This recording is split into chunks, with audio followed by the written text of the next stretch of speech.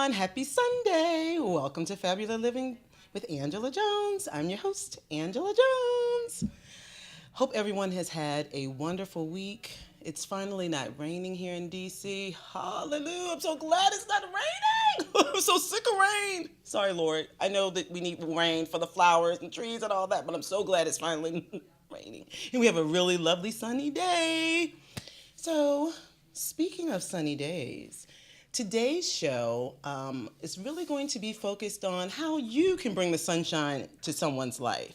Think about it. We spend so much time coming into contact with so many people who do so many things for us, but do we really take the time to thank them? And a lot of the people that we don't take the time to thank really kind of have thankless jobs. So I kind of today wanted to focus on really being the salt and the light that the Bible speaks of, that we're supposed to be to people. So today's show is really going to be focused on the little things that you can do to really brighten someone's day. And there are people that we come across in our daily lives constantly, but do we really take the time to thank them? What about that security guard that works in your lobby of your building, or your trash man, just different little people that you probably don't take the time to recognize. And I know you're probably thinking, really, Angela, a whole show focused on this? Yeah, because I really do believe that we should honestly live by the golden rule. Treat others the way we want to be treated. I stand by that motto. So I really think that just taking the time to treat people well and showing them that you appreciate them makes a big difference. So I'm going to let you know today's show is not going to be very long because I have to get back home and work on another project that I have to get done. But I just thought that it's important to do a show focused on these kind of things because I pride myself on being someone that always tries to think of people and leave little notes, or leave a little gift card behind for someone. Someone's having a rough day at the office and they just kind of mention that they're having a rough day. Hey, I run down and grab a Starbucks coffee and, place it on their desk because I know what they already like, or give them a gift card if I don't know what they like, But those little things make a difference. So what we're going to focus on today, like I said, is different people that you probably come across that, have really tough jobs. And these are some little tips and tricks that you can use to make their lives easier and to show them that you appreciate them as well. So we're going to get right into, so today's show is called, do you remember that movie? I don't remember who's, yeah, I guess, yeah, that's fine. You remember that show? I think it was a movie, and Clint Eastwood, and he said, go ahead, make my day. So that's what we're going to do. We're going to make someone's day today. Make the people that help, we're going to help the people that help you. So here we go. We're going to dive right in. So this is a little quote that I found. This is a Maya Angelou quote. I don't know if you used her before because I love her. But try to be a rainbow in someone's cloud. Think about it. Sometimes when you say something kind to someone or you do something kind for someone, they may not have even had anyone speak well of them that day or to do something nice for them. So sometimes, it's nice when you can make someone's day and do a little something to brighten their day, to kind of, not to be corny, but I'm corny. So to turn that frown upside down. I sound like a preschool teacher. Let's turn that frown upside down, kids. So anyway, that's what today's show is all about. I'm all about spreading, joy and happiness, and that is what we're going to do today. Let's carry on. So first up is your server. We all, dine in restaurants and things like that. And, it's really nice when we can be, extra generous with the tips and things like that. But there's some other little things that we can do too. Hey, D, question. Can we switch it? And can we make the PowerPoint bigger and just make me smaller? Yeah. They don't need to see me. I want them to see the PowerPoint. Thank you. Thank you so much. Okay, cool. Perfecto. Grazie. So here we are. For your server. Things your server wish you knew. And then, I'm also going to add a little tagline here. And things that you can do to make their experience a little better too. So first up, I think I shared with you all in the very first show that I used to manage a fine dining restaurant. So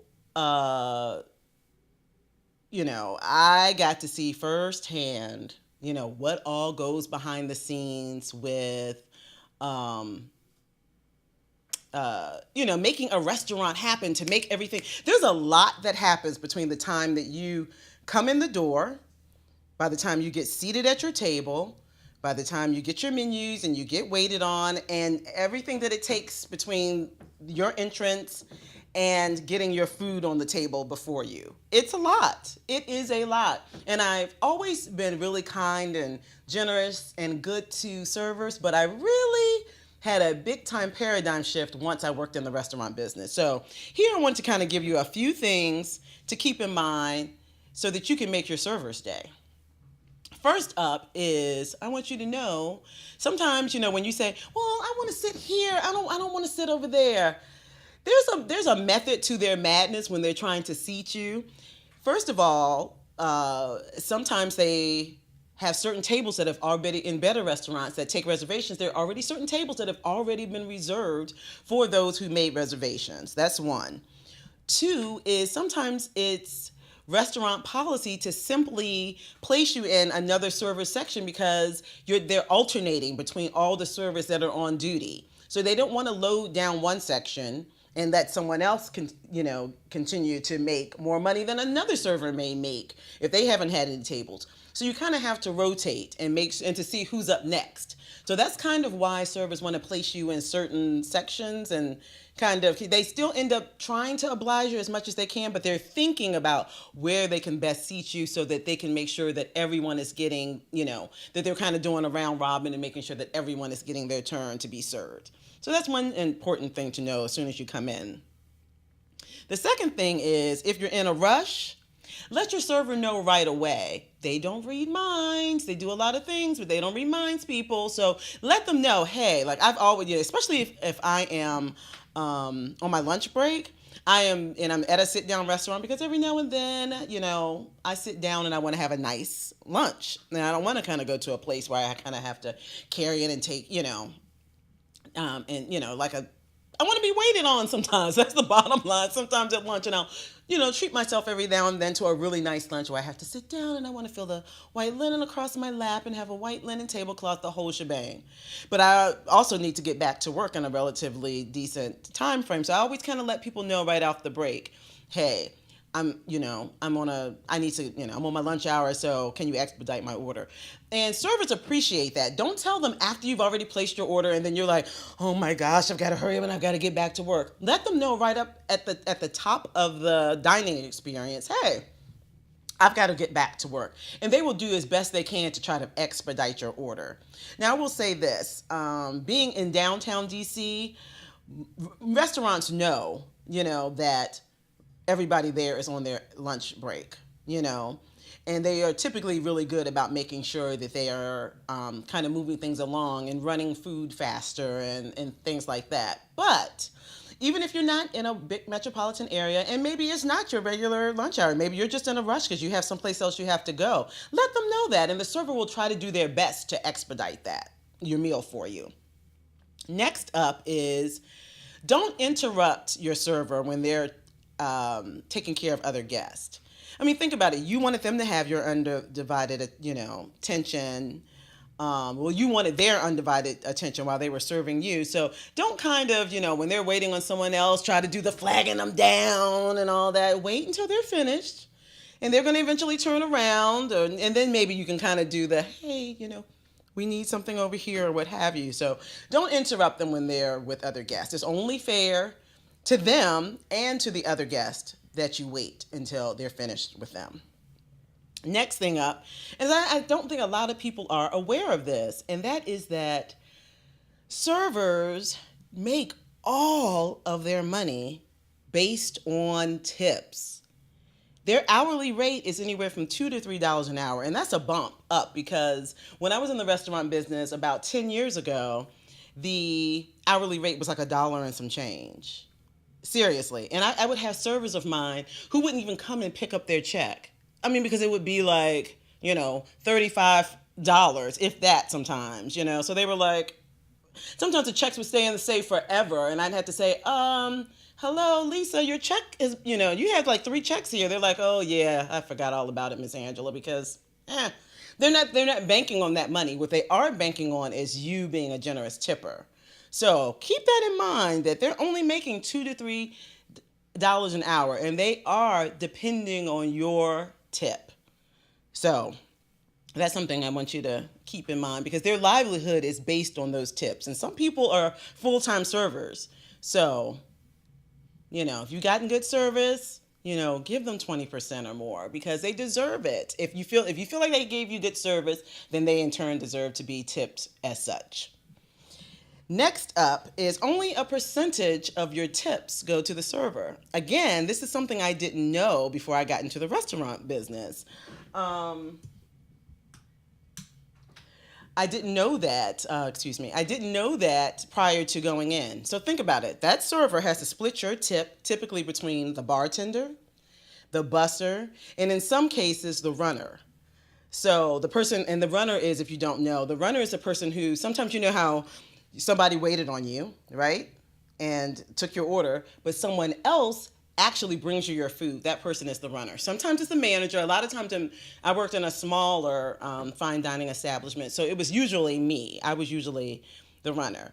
But in some bigger restaurants, they actually have people, and that's what they do. They check, they're at the back, they're at the front of the line, they're at the kitchen window, and they're actually making sure all the orders are what you said you ordered, the temperature that you wanted your steak and what have you, and the size, if you substituted a side, making sure that it's there, and making sure everything stays hot, and making sure that as soon as that food comes off the grill, that it's getting to the server right away, and they're getting it out to the table fresh and hot. So they've got to split that tip, even after you've tipped them so generously or not. They still got to split that tip with other people. So there's a lot that goes into the tip, I heard someone the other day, I was watching something, and the person was like, it was the news, and it was about a recent fire at a restaurant in Upper Marlboro, and the gentleman said on the news, I was watching it yesterday, as a matter of fact, and he was just like, yeah, a young lady who was a server had committed a crime, and then the interviewer asked, hey, was she a good server? And he was like, yeah, you had to be good if I leave $5. And I was like, really, dude? Are you bragging about a $5 tip? I was like, okay. But remember, that $5 has to be split amongst all those other people. So they're really not getting the full $5. So something for you to keep in mind. Another tip is don't take the merchant copy of the receipt. And sometimes people are like, oh, it's no big deal. No, that's how they get paid their tip. Don't take the merchant copy, because that's their proof that you indeed tipped them, whatever it is that you tipped them, the 20%, the 15%. Without having that, they have no proof that you tip them, and they won't get paid out at the end of the night unless that's changed. I know that was the case when I was in the business. So that was always a pet peeve that servers would have too, is that if the person took the merchant copy and left them the guest copy, they wouldn't know what their tips were. And then it didn't help me at the end of the night because I couldn't tip them out because I had no proof that they had the tip. So help them out. Leave the merchant copy. And last but not least, this should go without saying, but be kind and friendly. If you're getting good service, let them know, you've been really great. Call them by their name. Remember that even though they are in a service role, they are servers, not your servant. So that's just something to keep in mind. And, little ways that I like to, let people know that I've had good service. I always just kind of let them know, hey, you've been great. I've really had a great dining experience. And I show that in the tip. And in some cases, sometimes I've written like little notes, on the receipt, just on the copy, on the merchant copy of the check, to let them know, hey, you gave really exceptional service, and sometimes I have asked for the manager to come over just so that I can say, Rebecca gave me really good service today, and I just think you really need to know that. So I think, we all have a tendency to kind of let people know when we're not having a great experience. So let them know. Go out of your way to let them know when you are having a really good experience too. So just a little something that I think would make their, experience with you better and vice versa. So those are the ways that I think that we can make the Server's Day as well. So next up is the receptionist. Now, I'm going to speak on this from personal experience because I started my career 27 years ago. Wow. I was 22 and my first job was as one of my first jobs. My first job in the corporate world, let me say, was as a receptionist. And again, I can tell you that that is a very thankless job. You come into contact with so many people. You're the face of the organization. But a lot of times people treat you like, oh, she's just the receptionist. So I wanted to share a couple of tips for you so that you can, make the receptionist day. All right. So, few tips. Come in, check in, and then step away. It was because I'm a little bit claustrophobic, right? So I don't really like to have a lot of people hovering around my desk. It makes me a little crazy. And I've heard other receptionists say that too. Handle your business. Hello, hi, I'm Angela Jones. I'm here to see, John Jones. Quick, dirty, step away from the desk, have a seat in the reception area. She will call you back if she needs any other information from you or anything like that. Check in, step away. Don't crowd the desk. Don't do that. And if you're calling an organization, speak clearly. If you have a difficult name, spell your name if you're leaving a message. That is such a pet peeve of mine, even currently, because I am not a receptionist anymore, but I am an administrator. And from time to time, I have to take messages from my boss, the CEO of the organization. And nothing is more annoying when someone has a really difficult name and then they don't spell their name. And then you have to ask them, can you spell that for me? But let me tell you what gets me even more is when they get annoyed that you don't know how to spell their name. I've had that happen so many times. And I'm like, really? You have a last name that has like 15 letters of the alphabet and you don't think you need to spell that? Stop it. Spell your name. Speak clearly. I don't know who you are. If you want to make sure that this message gets to who you want to get it to, spell your name. Spell your name, folks. So that's another thing. And I've talked with other people that are receptionists too, and they have said also that is a major pet peeve of theirs too. So I'm not pulling any of this stuff out of the sky today too. Sidebar. But so I've spoken to people who are in all of these various roles, and having been in this role as well, it is not fun when you have to pull information out of people. And I mean, if you know you have a difficult name, spell it right off the break. Hey, let me spell that for you. And be kind. Be kind. Next up, be polite. Be personable, whether you're on the phone or whether it's in person. Let me tell you, I can't tell you how many times. And anybody, if you're a recent college graduate, if you're on the circuit now trying to find a new job, let me tell you, be kind to the receptionist because he or she is going to report back to that hiring manager about how you treated them. I can't tell you how many times when I was in the receptionist role, how the hiring manager asked me, hey, how was she when he or she was out here, referring to the applicant, were they kind to you? Were they pleasant? And I can't tell you how many times that I've had to go back and tell the hiring manager, hey, just FYI, I want you to know that he or she wasn't very kind to me. They weren't very friendly to me. And they take that into account because some people do kind of think, oh, she's the receptionist, he's the receptionist. Oh, they're just the help. I don't really have to be kind to them. I don't have to be kind until I get to the hiring manager.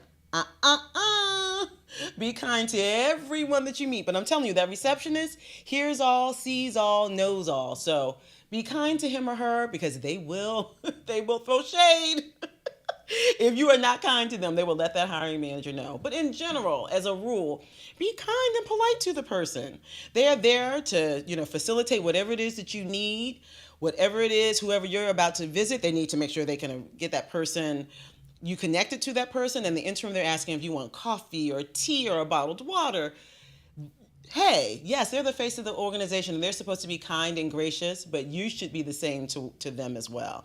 And I've also heard lots of receptionists say that they have had so many bad experiences because people weren't really nice to them because they didn't think they had to be. Kind of sad, but it is the case, unfortunately, a lot of the times. So, last but not least, for the receptionist, hey, I'm saying this if you are an employee and this is the receptionist is your colleague.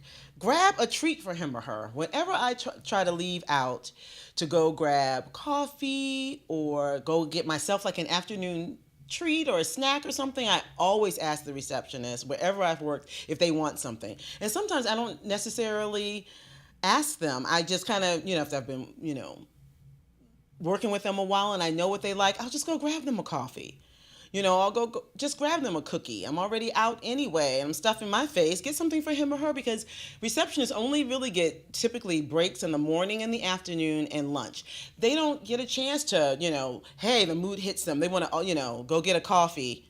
They can't just jump up whenever the mood hits them to go grab a coffee.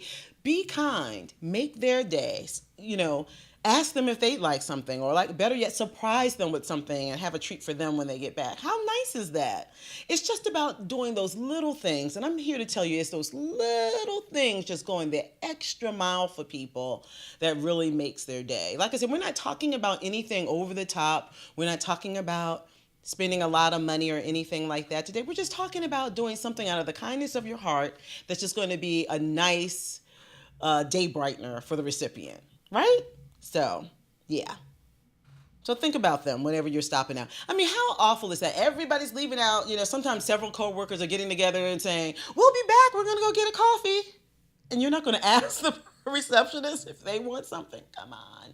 $5. They're taking care of you. They're screening all your phone calls. They're greeting all your guests. Every now and then, you can do a little something for him or her. Okay. Next up is the postal carrier. Make your postal carrier's load a little lighter. These are some tips so you can kind of make their day too. So the first tip is control your pets, people. I don't care if your dog, like I said in the PowerPoint, I love Snoopy. I don't care if your dog you think is harmless as Snoopy.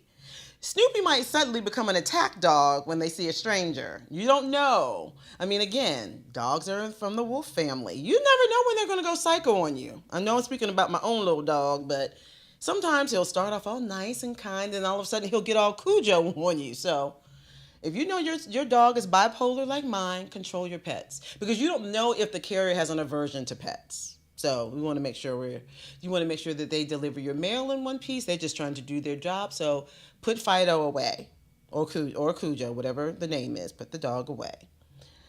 Don't block your mailbox. I've heard numerous mail carriers say it's such an annoyance when trash bags, if it's trash collection day, is like piled up right there in front of the box, and they have to kind of maneuver and try to get in there so they can kind of put away so they can get to the mailbox and put your mail in there. So make sure, one, that there's no trash or anything around your mailbox, and also make sure that you don't park your car in front of the mailbox, because that hinders them from, again, putting your mail in the box. So make sure you're doing that, that you're parking your car,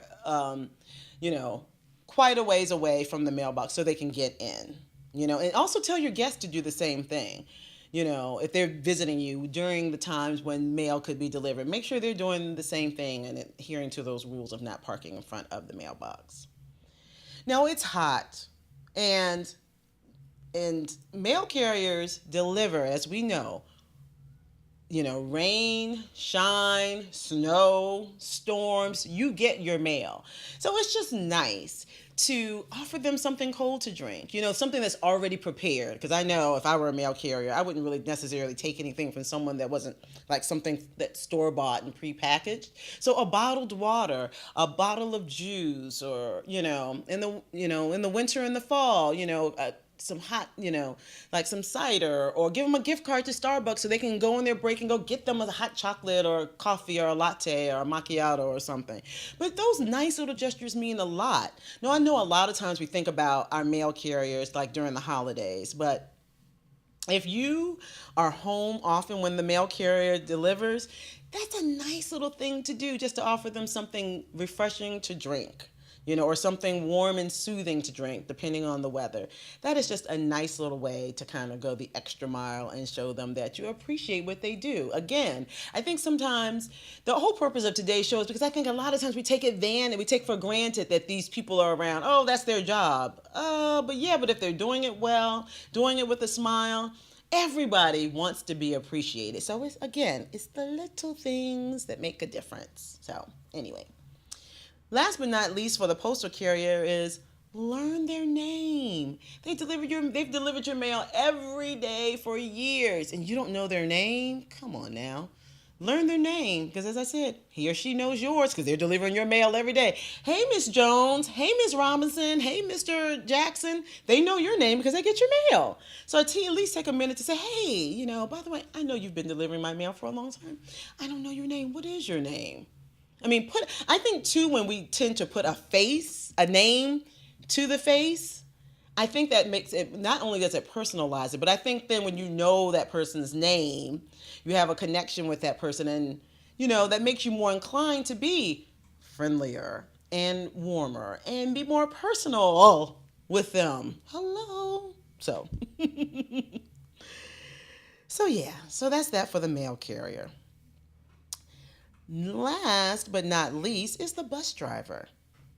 Think about it. And I specifically wanted to kind of do jobs. We all know most of the time we think about the server, but we don't think about some of these other roles, that we come into contact with all day long. If you're going to work, if you don't have a car and you're using public transportation, or even if you have a car and you use public transportation to get to work or back and forth or whatever, you're a bus driver. And here are some tips for making your bus driver's job a little easier. First up, be ready to board people. Oh, I'm going to say this too, as a person that has been behind somebody who doesn't have their stuff together. I'm like, really, lady? We have been waiting on the bus for 15 minutes. You don't have your fare card. You don't have your money. You're digging around in your bag. Be ready. And think about this. The more time they have to wait on people is the delay in getting to the next stop. And that affects them in their drive. And I guess I should say that the more delays they have at each stop with people, let's say, not being ready, and we're not even counting traffic, right? The more delays they have at each stop is a delay that it takes into getting to the next group of people, and it ends up screwing up their whole day and makes the whole day off. And then they have to try to make up that time somewhere else if they can. So be ready when you board. Have your money ready. Don't have to sort through anything. Be ready to board. Number 2, and I've heard this from several bus drivers, don't talk to them. Get on the bus, say good morning, it's fine, the pleasantries. But if you're sitting near the front of the bus, don't talk to them. And they actually even have signs on there. Don't talk, don't distract the driver. They are managing I don't know how many tons of bus weighs, but they're managing something that is, huge, colossal. And they've got to maneuver it through traffic. And let the bus driver drive, please. Do not talk to him or her. Do not distract them. They need to focus on getting everyone to their destination safely. It always annoys me when I'm on the bus and I see people sitting right at the front and they want to have a full-on conversation with him or her. I'm like, can you let the man or the woman drive so we can get to our destination safely? So don't talk to the bus driver. But at the end of your stop, make sure you're saying thank you and tell them to, have a nice day, drive safely. Because that's what they do all day, every day is drive. And they're responsible for the lives of everyone on that bus. So It's nice to hear a thank you, at the end of the route, so, and it kind of humanizes, them, too, when you're taking the time to say, well, thank you, I really appreciate you. I always try to make sure I say that when I get off the bus. That's important. And I know, again, some of you may be saying, oh my gosh, and it's just common sense. But I will bet you, you know, that more often than not, these are things that we kind of take for granted. So just some little things to kind of put in your head so that when you're, tomorrow, you'll kind of pause and hopefully reflect back on today's show and think about what you can do to be a little kinder, a little gentler. And I think we need a lot of that in the world that we're living in today with these crazy people at the helm.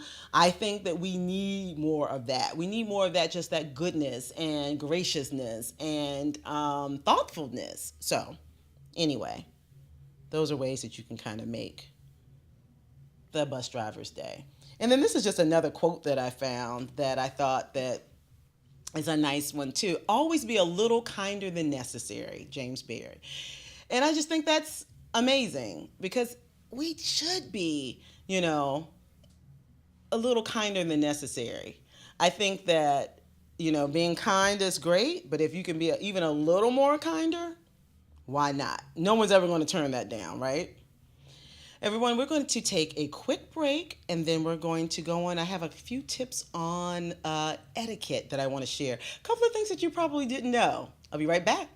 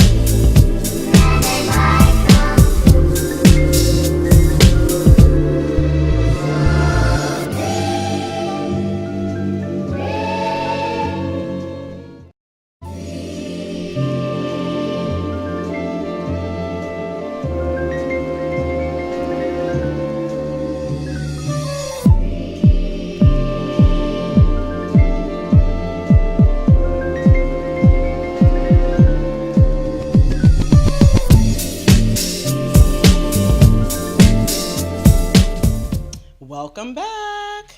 Hey. Now, like I said, we're going to kind of touch on some tipping etiquette. We typically know what we should tip servers. You're getting really good service. If you got good service, you're typically leaving the person 15%, right? I hope we're doing that. Now, if they're not giving great service, I still try not to leave less than 15%, but if I've had rotten service, I am not going to give them 15%. I'm going to be really honest with that. But typically I try to always leave, as a general rule, 20% and above, because I know, like I said, with my history, how tough it is. So that's typically what I do. So anywhere from 15 to 20%, we know that's what we should be doing for servers in a restaurant. But what I wanted to do is I kind of wanted to share some other services and what you should be tipping those workers too. So we're going to do a quick little rundown of some quick tips on tipping. Tips on tipping. Now, on this list, I have a few, and I tried to find some that I know that most people don't think about tipping. So the first up is furniture or appliance delivery. I mean, that person is lifting furniture, your big old refrigerator. please tell me that we're tipping the people. I mean, yeah, please. Please tell me you're tipping them. And you should be giving them anywhere to $5 to $10 per person. Um, and a little extra if they say, hey, we don't mind, we'll put the legs on for you, or doing a little something to put it together, or if they placed it just where you wanted it, or if they had to kind of maneuver through a lot in your house to get to it, please give them a tip. So we want to make sure we're tipping them. Same with movers. Movers with the moving company, $20 to $50 each per mover. Flower delivery. Someone's delivered you, sent some flowers to you. You should be tipping them $2 to $5 per arrangement. Food delivery, $2 to $4. If you're getting Chinese delivered or pizza delivered, tip them $2 to $4. Emergency. I didn't know this, but I've always given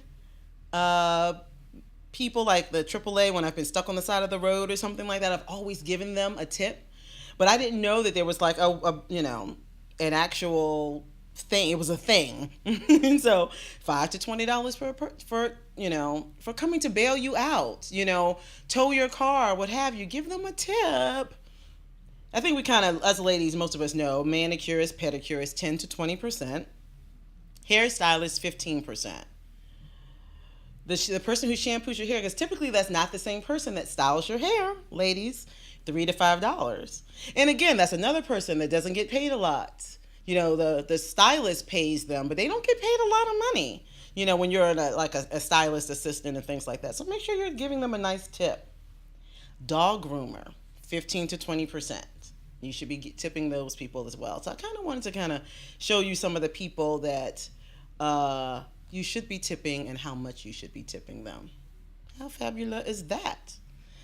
So I told you this show was going to be short and sweet, everybody. So in the words of Dirty Harry, Clint Eastwood, go ahead and make someone's day. Do a little something to brighten someone's day. So I hope that helped you, to give you a few ideas of some different things that you can do to make their job, one, easier, and to show them that you appreciate them. Have a wonderful week, everyone. That's today's show. Blessings.